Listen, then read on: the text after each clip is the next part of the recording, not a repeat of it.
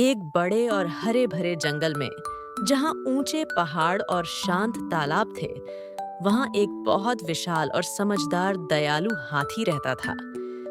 दयालु हाथी अपनी ताकत के साथ साथ अपनी बुद्धिमानी के लिए भी जाना जाता था। उसी जंगल में एक चालाक और धूर्त नीलू लोमड़ी भी थी, जिसे हमेशा बिना मेहनत के कुछ पाने की लालसा रहती थी। और एक भूखा और अकेला काला भेड़िया था, जो हमेशा शिकार की तलाश में रहता था। एक दिन जंगल में एक बहुत बड़ा पेड़ गिरा, जिसने एक पुराने खजाने का रास्ता खोल दिया। यह खजाना जंगल में बहुत समय से छिपा हुआ था और उसके बारे में सिर्फ कहानियां ही सुनी थीं। नीलू लोमड़ी ने खजाने के बारे में सुना और उसे पाने के लिए बेताब हो गई। उसने सोचा कि वह किसी तरह दयालु हाथी को बेवकूफ बनाकर खजाना हड़प लेगी। नीलू लोमड़ी दयालु हाथी के पास गई और बोली, दयालु हाथी, मैंने सुना है कि उस गिरे हुए पेड़ के नीचे एक बहुत बड़ा खजाना है, लेकिन वहां तक पहुंचना बहुत मुश्किल है। क्या तुम मेरी मदद करोगे उसे हटाने में? हम उसे आधा आधा बांट लेंगे। उसकी नीयत ठीक नहीं थी। वह जानती थी कि हाथी खजाने को नहीं देख पाएगा और वह उसे अकेले ही ले लेगी।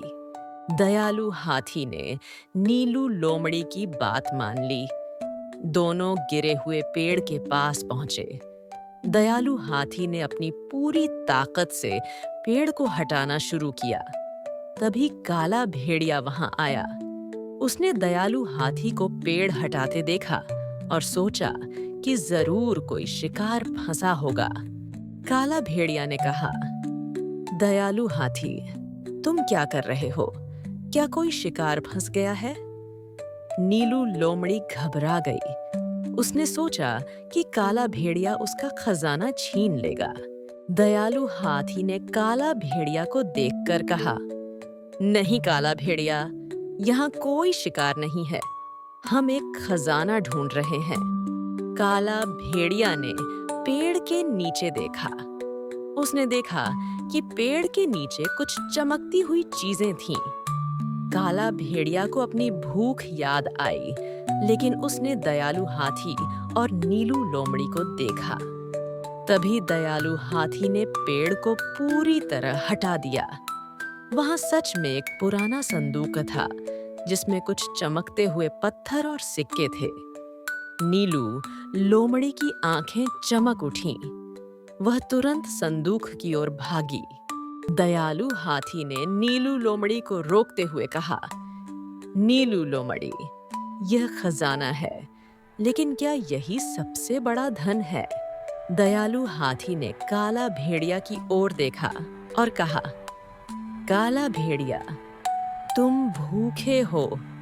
क्या तुम कुछ फल खाना चाहोगे जो मेरे पास हैं? दयालु हाथी ने अपने पास के कुछ रसीले फल काला भेड़िया को दिए। काला भेड़िया खुशी खुशी फल खाने लगा। नीलू लोमड़ी को दयालु हाथी की ईमानदारी और दयालुता देखकर बहुत अफसोस हुआ। उसे समझ आ गया कि सच्चा धन सिर्फ सोने चांदी में नहीं होता, बल्कि दूसरों की मदद करने और सबके साथ खुशी खुशी रहने में होता है। उसने भी खजाने में से कुछ चमकते पत्थर काला भेड़िया को दिए। उस दिन के बाद नीलू लोमड़ी ने लालच करना छोड़ दिया। दयालु हाथी, नीलू लोमड़ी और काला भेड़िया अच्छे दोस्त बन गए। जंगल में सब मिलजुल कर रहने लगे और समझ गए कि सच्चा धन दूसरों के साथ साझा करने और खुशी में है।